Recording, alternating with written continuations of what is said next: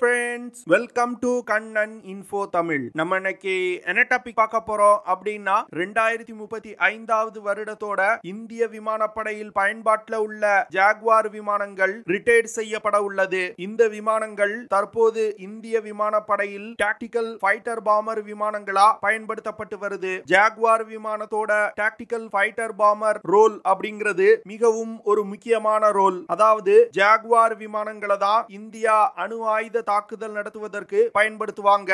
இந்த சூழ்நிலையில இந்தியாவிற்கு கண்டிப்பா டாக்டிக்கல் ஃபைட்டர் பாமர் விமானங்கள் தேவைப்படுது. இந்த வீடியோல ஜாகுவார் விமானங்களை ரீப்ளேஸ் செய்வதற்கு என்ன மாதிரியான ஏர்கிராஃப்ட் இந்திய விமானப்படைக்கு தேவை, டாக்டிக்கல் ஃபைட்டர் பாமர் விமானங்கள்னா என்ன, இந்தியா டாக்டிக்கல் ஃபைட்டர் பாமர் ரோலுக்கு எந்தெந்த விமானங்களை தேர்வு செய்ய இருக்காங்க அப்படிங்கிறது குறித்து நம்ம டீடைலா இந்த வீடியோல பார்க்கலாம். நம்ம சேனல்ல டிஃபென்ஸ் ரிலேட்டடா தினம் ஒரு வீடியோ பப்ளிஷ் பண்ணிட்டு இருக்கோம். உங்களுக்கு டிஃபென்ஸ் ரிலேட்டடான செய்திகளை உடனுக்குடன் தெரிஞ்சுக்கணும்னா நம்ம சேனலை சப்ஸ்கிரைப் பண்ணி சப்போர்ட் பண்ணுங்க. நீங்க பண்ற ஒவ்வொரு சப்ஸ்கிரிப்ஷனும் எனக்கு அடுத்தடுத்த வீடியோஸ் போடுறதுக்கு ஒரு மோட்டிவேஷனா இருக்கும். உலகின் வெகு சில நாடுகள்கிட்ட தான் நியூக்ளியர் ட்ரையட் கேப்பபிலிட்டி இருக்கு. அதாவது நியூக்ளியர் ட்ரையட் அப்படின்னா வானம், நிலம் மற்றும் நீர்ல இருந்து அணு ஆயுத தாக்குதல் நடத்தும் திறன் தான் நியூக்ளியர் ட்ரையட் அப்படின்னு சொல்லுவாங்க. இந்தியா சில வருடங்களுக்கு முன்பு தான் நியூக்ளியர் ட்ரையட் கேப்பபிலிட்டி கொண்ட நாடு அப்படிங்கிற தகுதியை அடைஞ்சாங்க. இந்தியா அந்த தகுதியை அடைந்தாலும் தன்னோட நியூக்ளியர் ட்ரையடோட கேப்பபிலிட்டியை தொடர்ந்து அதிகரிச்சுட்டே வந்துட்டு இருக்காங்க. நியூக்ளியர் ட்ரையட் கேப்பபிலிட்டி இந்தியாவிற்கு மிகவும் ஒரு முக்கியமான விஷயம். எதற்காக அப்படின்னா India no first use of nuclear weapon அப்படிங்கிற பாலிசியை ஃபாலோ பண்றாங்க.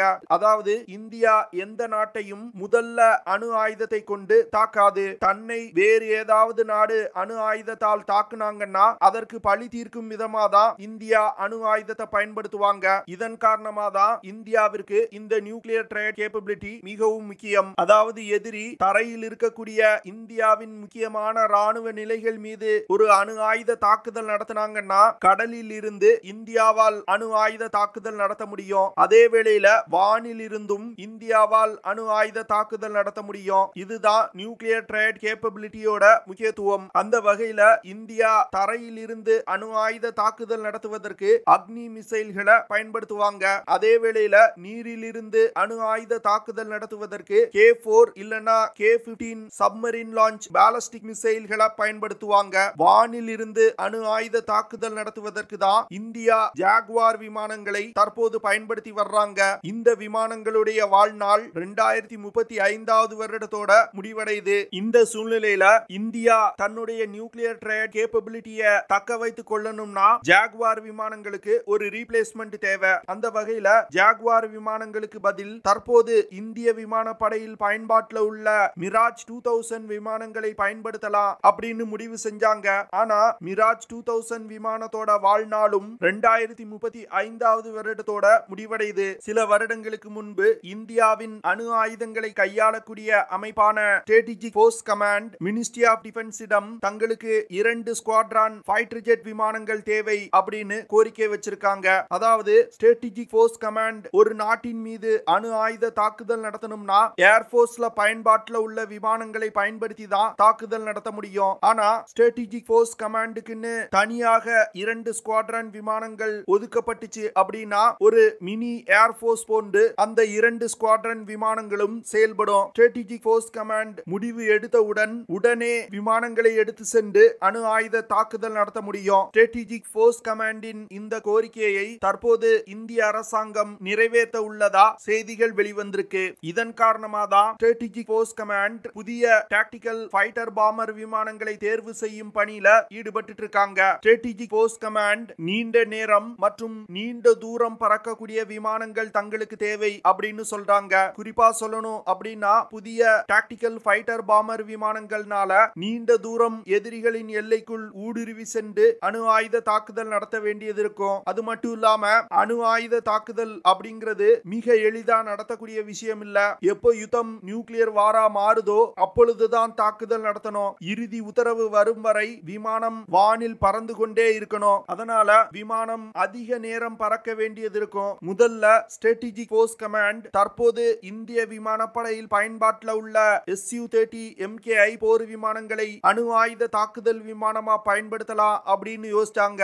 ஏன்னா இந்த விமானத்தால் அதிக எடை கொண்ட பேலோடுகளை சுமந்து கொண்டு நீண்ட தூரம் பறந்து சென்று தாக்குதல் நடத்த முடியும். ஆனா Su-30 MKI போர் விமானத்தோட ரடார் கிராஸ் செக்ஷன் மிகவும் அதிகம். இதனால இந்த விமானத்தை எதிரிகளின் ரடார்னால மிக எளிதா கண்டுபிடிக்க முடியும். அது மட்டும் இல்லாம Su-30 MKI போர் விமானத்தால குறைவான உயரத்துல அதிக நேரம் பறக்க முடியாது. இந்த ரெண்டு காரணங்கள்னால Su-30 MKI போர் விமானங்களை அணு ஆயுத தாக்குதல் விமானமா பயன்படுத்த முடியாது அப்படின்னு முடிவு செஞ்சிட்டாங்க.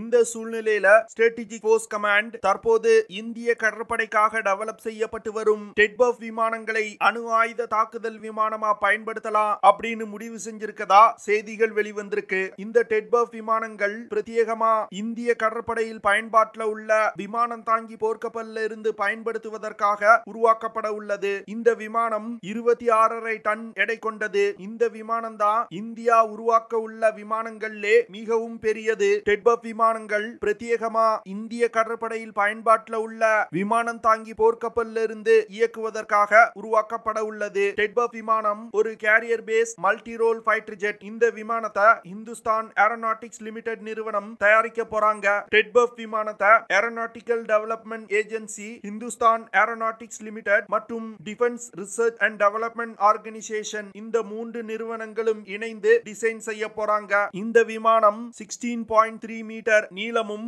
11.2 மீட்டர் விங் ஸ்பேனும் கொண்டது. விங் ஸ்பேன் அப்படிங்கிறது விமானத்தோட ஒரு ரெக்கை முனையில இருந்து அடுத்த ரெக்கை முனை வரை உள்ள தூரம். டெட்பஃப் விமானத்தை இயக்குறதுக்கு 2 general electrics F414 after burning turbo fan engine பயன்படுத்தப்பட உள்ளது. இந்த இன்ஜின்னால 98 கிலோ நியூட்டன் த்ரஸ்ட் ப்ரொடியூஸ் பண்ண முடியும். டெட்பஃப் விமானத்தை அதிகபட்சமா மாக் 1.6 அப்படிங்கிற வேகத்துல பறக்கும் வகையில வடிவமைக்கப்பட உள்ளது. அதாவது ஒலியின் வேகத்தை விட 1.6 மடங்கு வேகமா இந்த விமானம் பறக்கும். இந்த விமானத்தால அதிகபட்சமா 60,000 அடி உயரத்துல பறக்க முடியும். அது மட்டும் இல்லாம எதிரிகளின் ரடார்ல இருந்து தப்பிப்பதற்கு மிகவும் குறைவான உயரத்திலையும் இந்த விமானத்தால் பறக்க முடியும். டெட்பஃப் விமானத்துல laboratory of defence research and development organisation நிறுவனத்தால் தயாரிக்கப்பட்டு வரும் உத்தம் AESA ரடார் பயன்படுத்தப்பட உள்ளது. இந்த ரடார் மிகவும் அதிகமான செயல்திறன் கொண்டது. இந்த ரடார்னால அதிக தொலைவில் உள்ள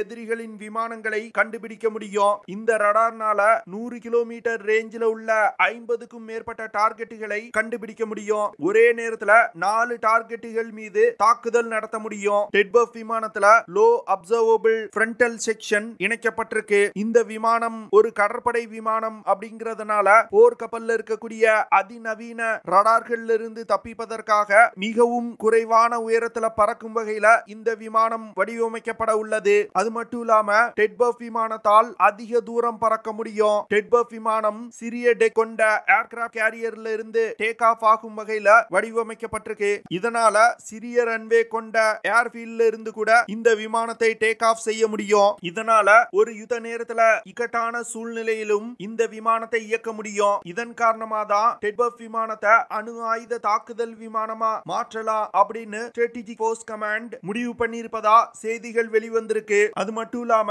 இந்த விமானத்தை அணு ஆயுத தாக்குதலுக்கு பயன்படுத்தாத மற்ற நேரத்துல கிளைடிங் வெப்பன்ஸை பயன்படுத்தி தாக்குதல் நடத்தக்கூடிய ஃபைட்டர் பாமர் விமானங்களா பயன்படுத்தலாம் அப்படின்னு முடிவு பண்ணிருக்காங்க. இந்திய விமானப்படை தேஜஸ் MK2 ஆம்கா போன்ற omni role multi role fighter ஜெட்டுகளை அதிக அளவுல இந்திய விமானப்படையில் இணைக்க போறாங்க. ஆம்கா மற்றும் தேஜஸ் MK2 விமானங்கள்னால யுத்தம் நடந்து கொண்டிருக்கும் கண்டஸ்டட் ஏர் ஸ்பேஸ்ல சிறப்பா செயல்பட முடியும். இந்த விமானங்களை பயன்படுத்தி இந்திய விமானப்படை கிரவுண்ட் பேஸ் டார்கெட்டுகளை தாக்கி அழிப்பாங்க.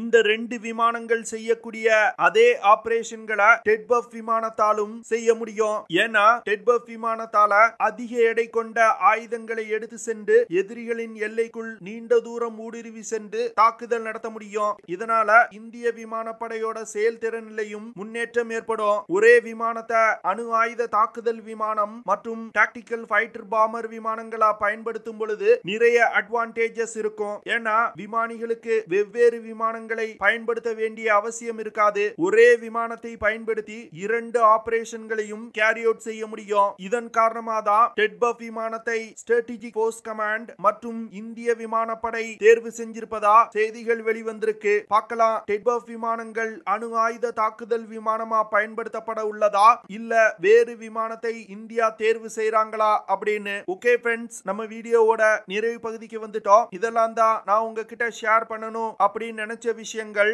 ஐ ஹோப் நான் ஷேர் பண்ண விஷயங்கள் உங்களுக்கு பிடிச்சிருக்கும்னு நினைக்கிறேன். அப்படி பிடிச்சிருந்துச்சுன்னா ஷேர் பண்ணுங்க, லைக் பண்ணுங்க, கமெண்ட் பண்ணுங்க, மறக்காம நம்ம சேனலுக்கு சப்ஸ்கிரைப் பண்ணுங்க. அப்படியே அந்த பெல் நோட்டிபிகேஷனை கிளிக் பண்ணி ஆல்ங்கிற ஆப்ஷனை எனேபிள் பண்ணிக்கங்க. See you in the next video. Jai Hind.